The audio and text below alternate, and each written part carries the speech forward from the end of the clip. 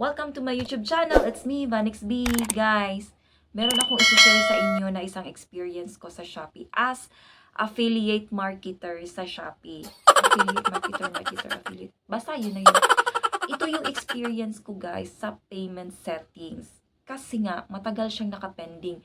Parang umabot siya ng isang buwan. Tapos hindi ko na siya namalayan na na-approve pala siya kakahapon.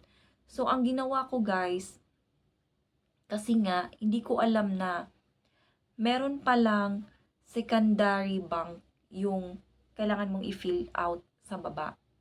So, hindi ko siya na-fill in guys kasi nga nagka-problema ako sa Maribank ko na account. Kasi yung isang SIM card ko is nawala. So, gumawa ako ng isang account na gamit yung isang SIM card ko. So, hindi niya inapprove kasi nga mayroon pa daw akong existing account. Ang hirap palang makontak ng Maribank. Alam niyo yun kasi wala silang branches nationwide kasi nga digital bank sila.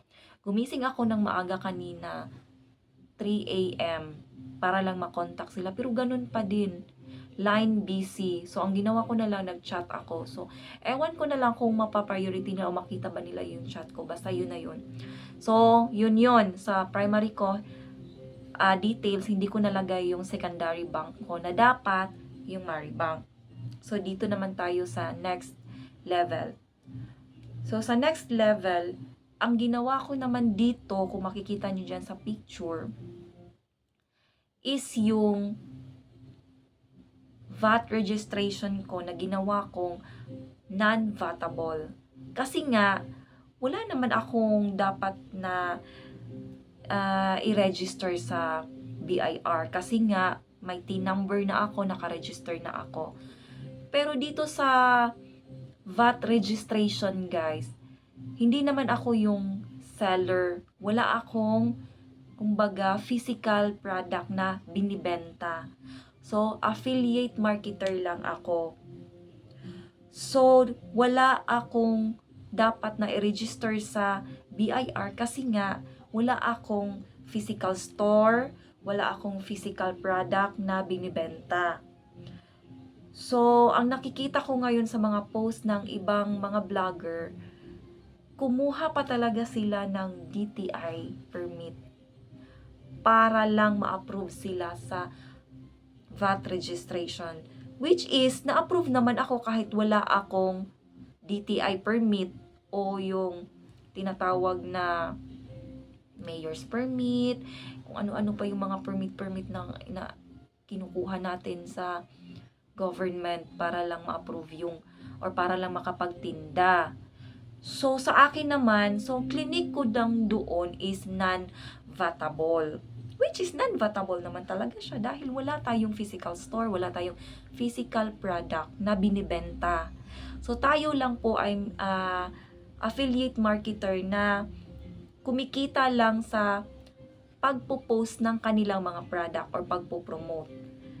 Hindi ko maisip kung bakit yung ibang mga vlogger kumuha talaga sila ng mga DTI permit para lang ma-approve. So, na-approve naman din sila. Kasi nga, nakapag-withdraw na sila, siguro. Kasi mga sikat na vlogger yun. So, para sa akin, hindi mo kailangan kumuha ng mga iba't ibang klase ng permit para lang ma-approve ka sa payment settings ni Shopee. So, baka kailangan mo lang talaga mag-click or kabisahain mo lang yung mga nilagay ni Shopee na mga kailangan mo dyan pindutin. So, kagaya niyan, yan ay non-vatable. Which is tama lang po kasi tayo ay affiliate marketer lamang. So, non-vatable talaga yan. So, wala tayong binabayaran at wala tayong inilalabas na pera, kundi si Shopee yung magbabayad sa atin. So, I hope na maraming kayong natutunan, lalo na yung mga tao na wala talagang idea kung paano kayo kikita kay Shopee na hindi naman kumukuha ng mga permit sa government para lang pumasok yung mga commissions nyo, earnings nyo dito kay Shopee. Baka kailangan nyo lang i-click ang non-vatable para ma-approve kayo ni Shopee. At hindi nyo rin kailangan ng Maribank para ma-approve kayo sa secondary bank. So, primary bank, yung primary bank natin, yun na yung doon papasok yung commission natin at saka earnings natin. So, yun lang po at maraming salamat. Sana po ay meron kayong natutunan sa shinare ko sa inyo na experience ko dito sa Shopee as Shopee Affiliate Marketer. Salamat po at magkita-kita po tayo sa next video ko po. Salamat, bye-bye!